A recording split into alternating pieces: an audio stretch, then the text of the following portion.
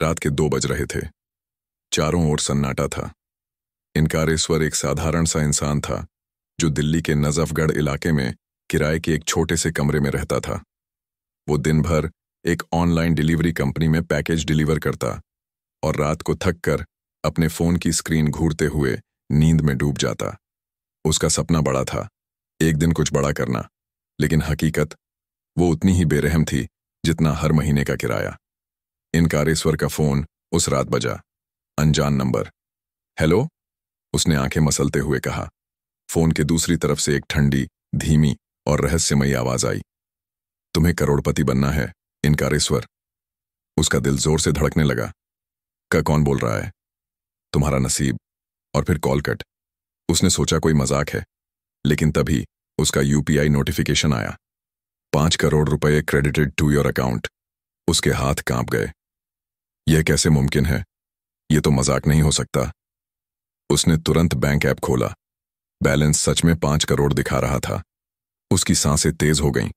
उसके दिमाग में सिर्फ एक ही ख्याल आया, यह पैसा किसका है, क्यों आया है, और सबसे बड़ी बात, इसकी कीमत क्या होगी। फ्लैशबैक। 1 हफ्ता पहले इनकारेश्वर इंस्टाग्राम पर एक रहस्यमयी अकाउंट को फॉलो करता था, 8 ब्लैक वॉल्ट 98।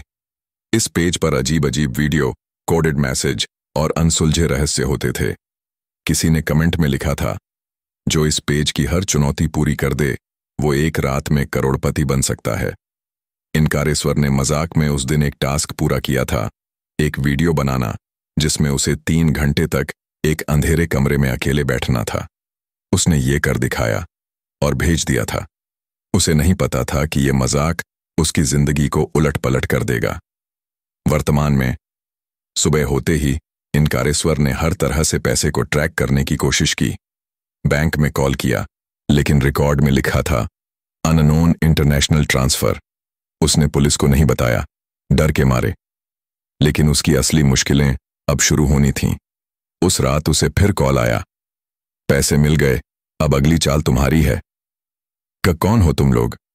ब्लैक वॉल्ट एक गेम है, इनकारेश्वर, और तुम अब इसके खिलाड़ी हो। क्या गेम? हर हफ्ते एक टास्क पूरा करना होगा, हर बार इनाम मिलेगा, लेकिन अगर टास्क में फेल हुए तो तुम्हारी असली कीमत वसूली जाएगी। उसकी रीढ़ में सिहरन दौड़ गई। पहला टास्क क्या है? उसने कांपती आवाज में पूछा। फोन कट गया और तभी उसके कमरे की दीवार पर एक क्यूआर कोड अपने आप प्रोजेक्ट हो गया, जैसे कोई अदृश्य प्रोजेक्टर काम कर रहा हो।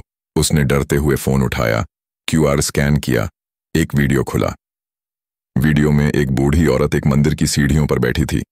उसके बाल बिखरे हुए थे और आंखों में आंसू। एक टेक्स्ट फ्लैश हुआ, इसे हंसाना है। समय सीमा 3 घंटे। स्थान कालीघाट मंदिर, कश्मीरी गेट।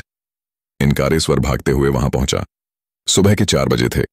वो औरत सच में वहीं बैठी थी। मंदिर सुनसान था। वो चुपचाप उसके पास गया। माँ जी, आप ठीक हैं? उसने पूछा। औरत ने उसकी तरफ देखा। उसकी आंखों में एक गहरी पीड़ा थी। मैंने अपना बेटा खो दिया, उसी सीढ़ी पर फिसल कर मर गया, वो बोली। इनकारेश्वर को लगा उसका दिल फट जाएगा। उसे समझ नहीं आया कि इस हालात में उसे हंसाए कैसे। लेकिन फिर उसने कुछ सोचा।